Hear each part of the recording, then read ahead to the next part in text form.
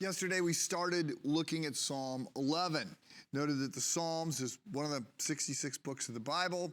It's one of the bigger ones. It's found in the middle. There are 150 chapters. For the most part, they're prayers, lots of different kinds of prayers. Some are prayers of thanksgiving and joy. Some are prayers of the sadness. They're prayers of lament.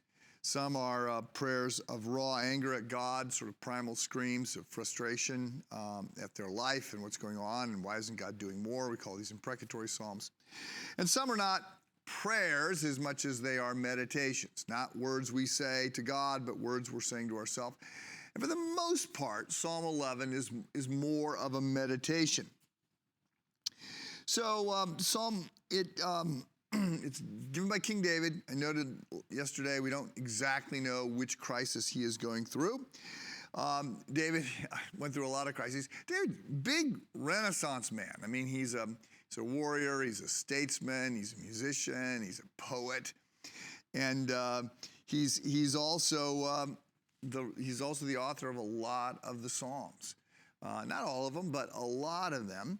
And this one, Psalm 11, we get sort of his inner dialogue. We get his inner thoughts, which it's very interesting to imagine whether or not advisors to the president would allow the president to record his inner thoughts, especially when he's a spiritual leader, and his inner thoughts are often of anger or of doubt, or they're prayers of confession.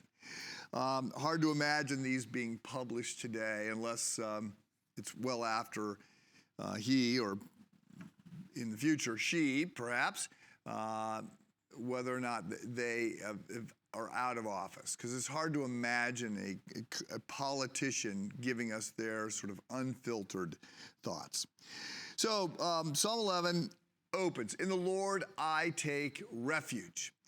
And David seems to be opening with a statement to his advisors and perhaps to himself. It's a little bit less of a prayer, but he is saying, my safety, my political situation, my military situation, this crisis, I am under the care of God. And then he pushes back and sort of, again, pushing back on his advisors. And he says, how then can you say to me, flee like a bird to the mountain?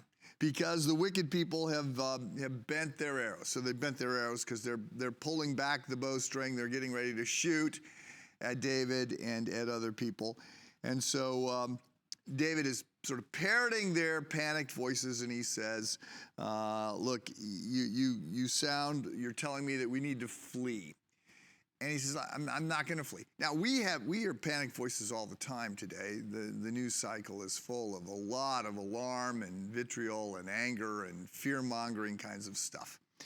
And so we're aware. We're aware that the foundations appear to be crumbling. And the question is, what do the righteous do in this situation? And so David sort of sets it up. And then in verse 4, we get him responding. And he says to his advisors, and perhaps, again, also to himself, the Lord is in his holy temple. The Lord is on his heavenly throne. He observes everyone. His eyes examine them. So he's saying, look, you're looking at bad guys with arrows pointing at us. And you're saying we've got to flee. I'm not going to flee. God is God. He is sovereign. He is in control. So this is perhaps a psalm for you today. Maybe you are feeling very overwhelmed. Maybe you are feeling lots of fear. You're ready to throw in the towel. You're ready to give up. You're ready to be despondent, to be depressed, whatever. This psalm gives us the thoughts of David as he is facing a crisis. And many around him are saying, panic. He says, I'm not going to panic because God is on his throne. Be encouraged.